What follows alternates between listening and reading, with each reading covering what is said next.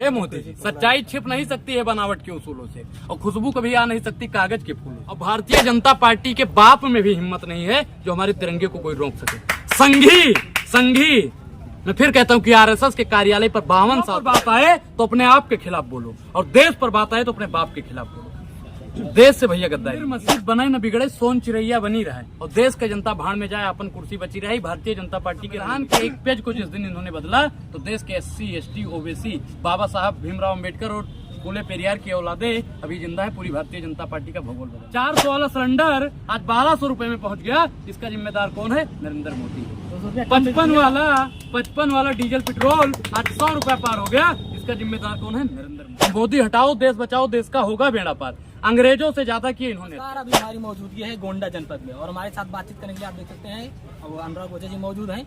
इनसे बातचीत करेंगे कि बात 2024 लोकसभा चुनाव में क्या मुद्दे रहेंगे और इस चुनाव को इसमें अनुराग ओझा किस प्रकार देखते हैं। अनुराग ओझा जी बहुत बहुत स्वागत है। सच्चाई छिप नहीं सकती है बनावट के उसूलों से, और खुशबू कभी आ नहीं सकती कागज के फूलों से। पर्दा लगाने से आप जानते हो ना कि चमक धमक दिखाने से काम हो जाता है? नहीं, नींव कितनी मजबूत है ये मायने रखता है। गरीबी में देश बढ़ता जा रहा है, इसलिए मोदी का कद बढ़ता जा रहा है। बेरोजगारी में देश बढ़ता जा रहा है। CMI की रिपोर्ट कहती है कि 43 करोड़ से ज्यादा रोजगार 2014 से पहले लोगों के पास में था। आज 41 करोड़ से लोगों के पास कम है रोजगार। अब बताइए मोदी जी कितने बड़े हो गए भाई। जब मोदी जी कुछ नहीं करते फिर भी सत्ता में कैसे आ जा रहे हैं? ये अहंकार है, और ये आपकी भाषा नहीं सबित पात्रा की भाषा है। ये अहंकार है। अहंकार रावण का टूटा था, तो भारतीय जनता पार्टी का टूटने में समय लगने वाला नहीं है। क्या लगता है 24 में टूटेगा? बिल्कुल टूटेगा, मैं लिख के दे दूं। प्रधानमंत्री नरेंद्र मोदी 4 या 5 सीटों में पूरी भाजपा मंडल लुप्त हो जाएगा।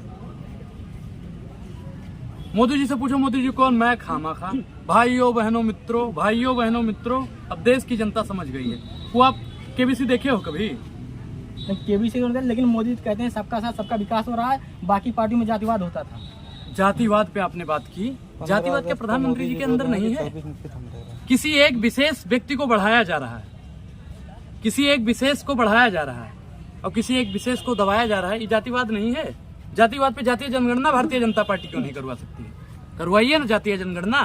कोई करवाने को तैयार नहीं है। बोले हैं कि जो है 24 में फिर से लहराएंगे। जो भैया देखो, तिरंगा हमारा जब से देश आजाद हुआ है तब से लहरा रहा है, और भारतीय जनता पार्टी के बाप में भी हिम्मत नहीं है जो हमारे तिरंगे को कोई रोक सके।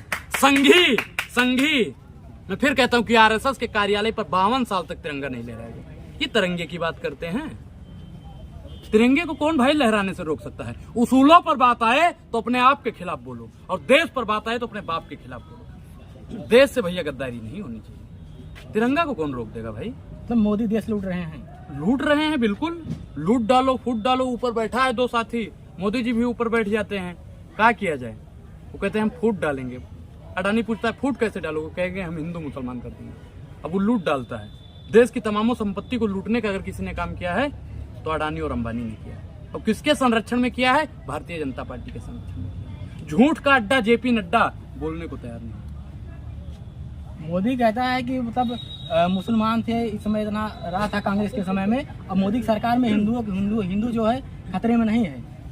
हिंदू खतरे में है। भारतीय जनता पार्टी मंदिर भी बना रही है। एक चीज बगल में ही आपके है। मंदिर मस्जिद बनाए न बिगड़े, सोन चिड़ैया बनी रहे, और देश का जनता भाड़ में जाए, अपन कुर्सी बची रही। भारतीय जनता पार्टी की रणनीति है। आप राम मंदिर पे आपने सवाल किया, मैं राम मंदिर का समर्थन करता हूँ, लेकिन राम मंदिर बनाने का काम किसने किया ये बताइए। नहीं, फैसला तो सुप्रीम कोर्ट का। तो फिर लेकिन वो तो कहते हैं कि कांग्रेस की सरकार में, उस सरकार में क्यों फैसला नहीं आया? एक चीज बताइए, 3 बजे सूर्य, मान लो 6 बजे सूर्यास्त होता है, और किसी दिन 3 बजे हो जाएगा तो सबको तकलीफ होगी या नहीं होगी?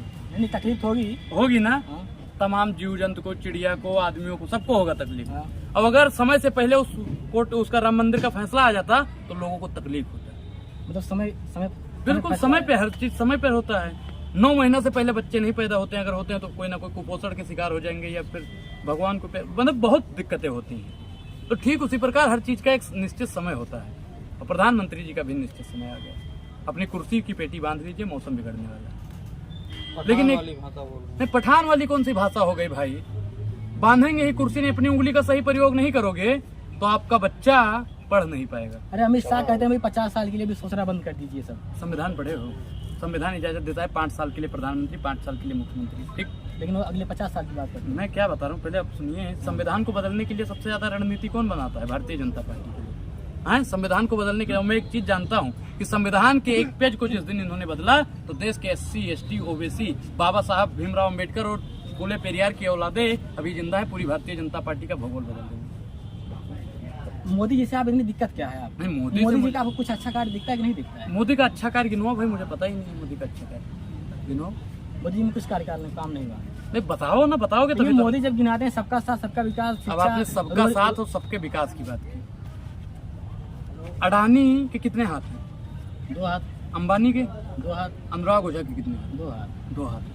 वो 609 नंबरी से 2 नंबरी बन गया और अनुराग ओझा दाल चावल रोटी सब्जी खाता था, दाल रोटी पे आ गया। इसका जिम्मेदार कौन है? नरेंद्र मोदी। 400 वाला सिलेंडर आज 1200 रुपए में पहुंच गया, इसका जिम्मेदार कौन है? नरेंद्र मोदी। 55 वाला डीजल पेट्रोल आज 100 रुपए पार हो गया, इसका जिम्मेदार कौन है? नरेंद्र मोदी है। आपने 200 रुपए कम की बात की। सुभाष चंद्रा जो उनके मित्र हैं 5000 करोड़ रुपए का कर्जा माफ कर दिया गया। बताइए क्यों? बताइए। मोदी जी कहते हैं देश विदेश से डंका बज रहा है, डिप्लोमेटिक सम्मेलन हाँ, हुआ, देश विदेश के लोग यहाँ पर आए, विश्व गुरु बनने जा रहा है देश। आप मोदी जी कितनी बुराई कर रहे हैं? इससे पहले भी गुटनिरपेक्ष आंदोलन हुए हैं और इससे ज्यादा देश आए हैं। 900 करोड़ रुपए का खर्चा था हाँ, और प्रधानमंत्री जी ने 4100 करोड़ खर्चा कर दिया। हाँ। पैसा कहाँ से आ रहा है? हमारा पैसा जेब कटेगी।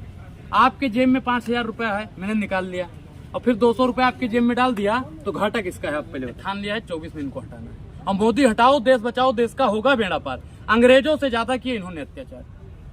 सब चीज पे टैक्स लगा दिया, दूध दही रबड़ी मक्खन हर चीज पे टैक्स लग गया था, लगा दिया है। एक नमक पे टैक्स लगा था, गांधी जी ने आंदोलन कर दिया और आज हर चीज पे टैक्स लग रहा है। लोग बोलने को तैयार नहीं है क्योंकि लोगों को, अब कुछ लोगों को मोदियाबिंद हो गया। मोतियाबिंद और मोदियाबिंद में बहुत फर्क है। मोदियाबिंद जिनको हो गया है ना, उनसे पूछोगे भैया महंगाई है? महंगाई नहीं है। कच्चा फटा है, रोड टूटी हुई है, बाप राशन की कतार में खड़ा है, माँ 500 रुपए के लिए बैंक की कतार में खड़ी है, फिर भी वो लिखता है मैं भी चौकीदार हूं। ये देश का दुर्भाग्य है। जब तक युवा राजनीति में नहीं आएगा तब तक ये संघर्ष देश को लूटते रहेगा। तो तमाम होल्डिंग जो लगाती हैं सरकार की, पाई पाई में गरीबों की भलाई, किसानों के लिए जो है सरकार खुशहाल काम कर रही है। भाई जब दिखाओ ना, जमीनी स्तर पे आप लोग पत्रकार हो, ग्राउंड रिपोर्टिंग कीजिए कि कितना हुआ है। पाई पाई से अडानी और अंबानी की भरपाई की जा रही है। अडानी और अंबानी को कैसे और ऊपर किया जाए, इस पे विचार विमर्श किया जाता है। मतलब मोदी की सरकार अडानी और अंबानी के लिए, देश के लिए नहीं। और क्या, डबल इंजन की सरकार, 4 लोगों का व्यापार, 2 खरीदेगा 2 बेचेगा। अडानी अंबानी और 2 मोदी अमित शाह। हम डरते नहीं हैं, आपकी तरह नाम लेते हैं, और डरता हुआ है जिनकी हड्डियों में पानी भरा होता है। हमारे पूर्वज अंग्रेजों से लड़े थे तो हम अंग्रेजों से लड़ना जानते हैं।